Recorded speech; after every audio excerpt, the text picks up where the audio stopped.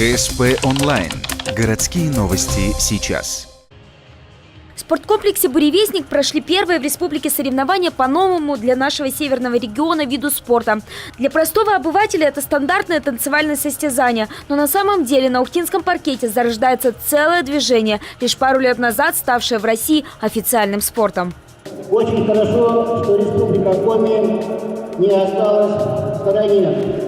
Сегодня здесь, в городе Ухте, на базе Ухтинского государственного технического университета проводится первый чемпионат первенства Республики Коми по чир-спорту.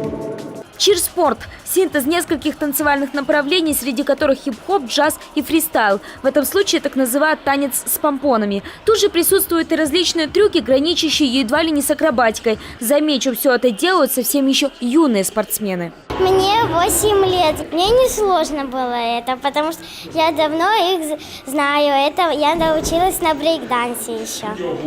Всего же на первом чемпионате по чир-спорту 3 возрастных категории – дети, юниоры, взрослые. Выступают в группах и парах. Так как направление новое, география участников не столь обширна. Сыктывкар, Ухта, Сосногорск.